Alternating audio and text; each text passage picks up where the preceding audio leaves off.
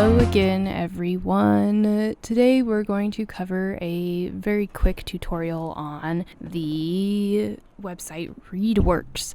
So a couple of assignments that have been assigned are through this website ReadWorks.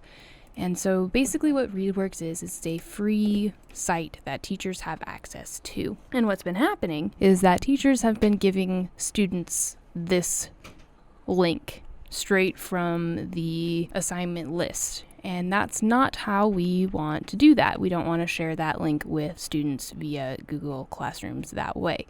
So I'm going to go ahead and walk you through how we want you to do that. The first thing you're going to do is you're going to copy that link and you're going to go to that site. You'll notice that to see this whole thing for full free access, you have to log in or sign up. So as an educator, what you have to do is you have to hit sign up. So again, this is free for educators. Now, we don't want students to have to sign in or create accounts for off-domain websites. So what you do is you sign up for it and you can assign that to them and they get access to it for free without having to create accounts. And we're going to type in our stuff. And then you can select which school that you work at. And this is just kind of some additional information.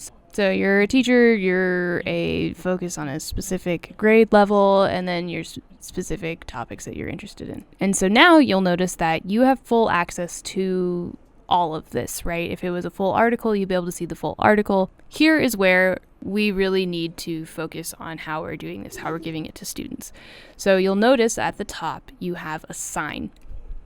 So you want to assign it, and you want to import it from Google Classroom. Now, it lets you select which place to import it to.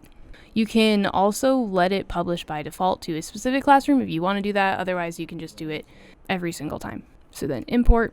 So this box is telling you, hey, any changes that you want to make, you have to make them on the ReadWorks site and not on Google Classroom.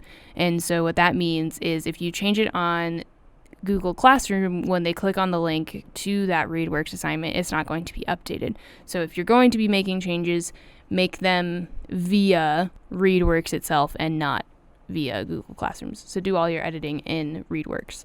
Okay, so now that we have all of our stuff linked and everything like that, what we can do is we can actually assign. We can assign both the audio and comprehension questions. We can assign it to our Google Classroom. We can assign it to the whole class, or we can assign it to specific students, whatever you need to do. So you also want to make sure that it's publishing to the Google Classroom stream. And so what that does is that it notifies and it shows it and it pushes it. So that way you don't have to post the link. It will literally create a link and everything for you. So it says that the assignment has been created. And if we pop over to our classroom, there we go. Posted a new assignment via ReadWorks, the 3 kinds of water. All right, so then students should see this screen and then they should get this little prompt. What it will do is it will use their Google account to log them in. So it will log them in directly using their Google account that they already have access to, and they already should be signed in order to access Google Classrooms.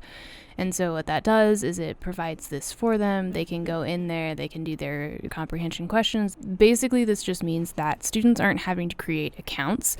So only any educators who are using these assignments are going to be having to create those accounts.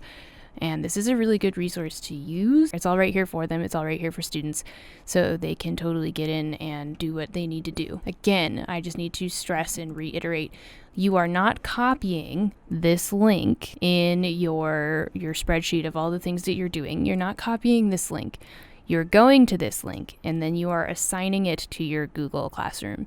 Because if you copy this will ask them to create accounts, and we do not want students to create those accounts. We don't want to make that something mandatory for students to have to do. So you are not copying this. You are going to the link yourself and then you are assigning it to students.